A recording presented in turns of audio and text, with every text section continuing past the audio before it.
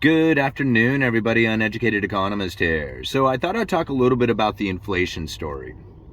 A lot of people, they take in this idea that when the Federal Reserve or the central banks increase the quantity of money, that automatically causes the prices to go up.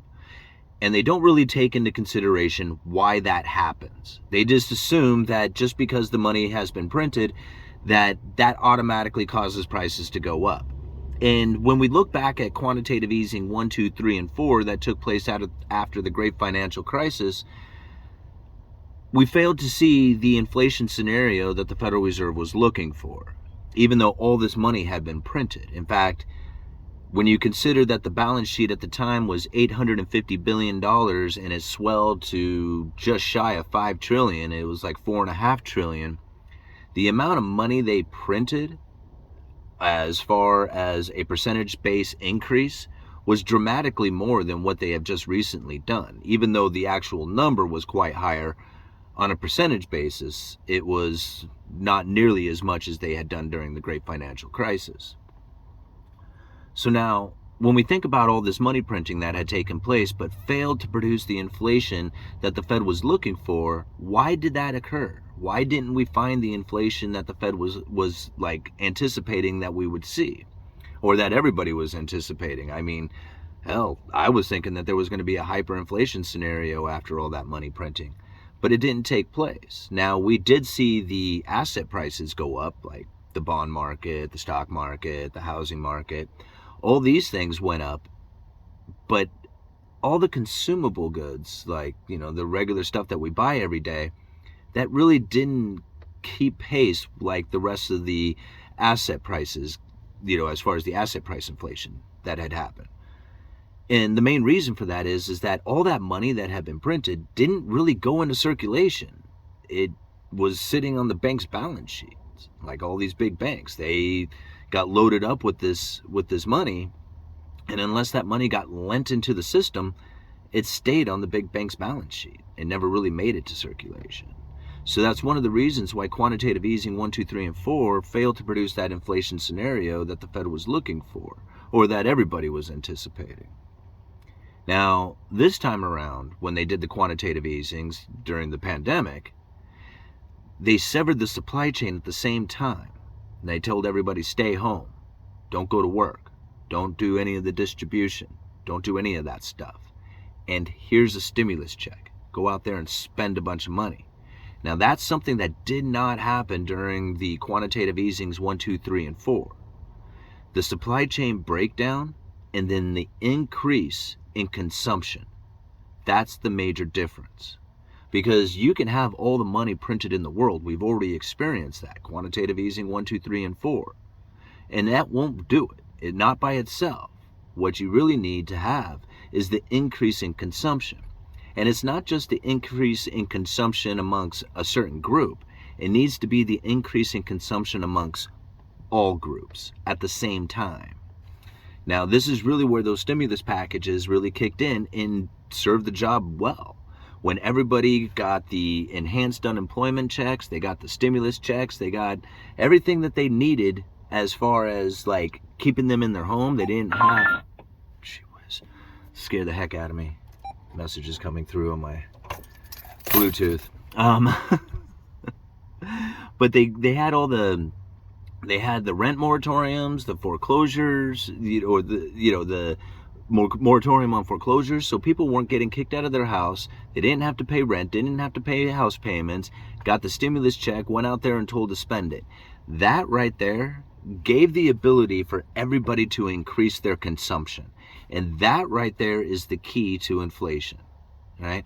Is that if you can increase the consumption, all of it at once, then you'll create a supply imbalance from the demand. See, what we had before was supply was meeting demand. It doesn't matter how much money you had printed. Everybody was still, meeting, or the supply was still meeting the demand of the people. But when you give everybody a stimulus check and then break down the supply chain, well, now you got the supply-demand imbalance, and you're going to see the prices rise. So when the Federal Reserve was printing up all this money and just injecting it, well, the Treasury was really injecting it through the stimulus programs, That was the inflation scenario that they knew was going to take place. However, it's only temporary. It's a shot in the arm. Once the supply starts coming back in, then you would find that the prices were, the competition for prices would then start bringing them back down again. But however, the Federal Reserve said that they were looking for help from the supply side as they went to go raise interest rates. And we knew that wasn't going to work. I mean, we talked about this in many videos. In fact, this is the recent video I just talked about. We were talking about that exact thing. In fact, we were talking about a lot of this stuff. But the Federal Reserve knew then that they had to have, because, I called it out as soon as they said it. I was like, man, that isn't going to work. You can't tell the supply chain, the manufacturers, all the distributors out there that the consumer is going to get hurt and then expect help from them. Like, they're not going to come for help to help you if they know that their customer is not going to be there. And we're starting to find the results of that as manufacturing in China is slowing down. Distribution here in the United States is, hitting the skids as trucking companies are going out of business. And we even finding like how the ports are starting to shut, or, the strikes taking place at the ports, not allowing stuff to even come into the country. That right there is going to give the Federal Reserve all the room in the world to keep interest elevated, or even go ahead and increase them even more. Now, I've said it for a while. The Federal Reserve wants this scenario. They do not want lower interest rates.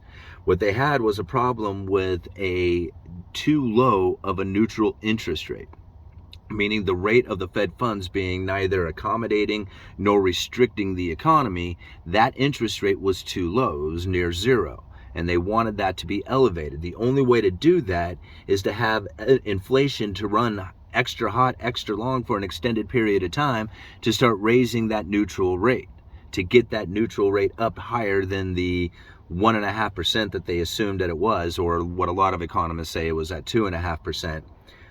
In any sense, they want that neutral rate to be much higher than it is today. And it's totally working. It is working as well as they could ever have imagined.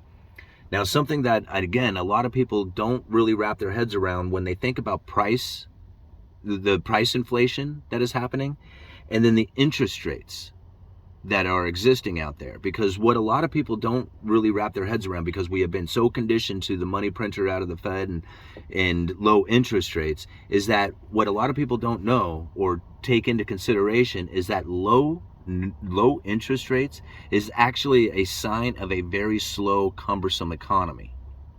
High interest rates are showing a very fast, aggressive economy. So basically a slow, bad economy and a fast, good economy, right? Now, that's really depending on what position that you have taken. I mean, a bad economy could be good for people and a good economy could be bad for people. It just really depends on where you're at on it.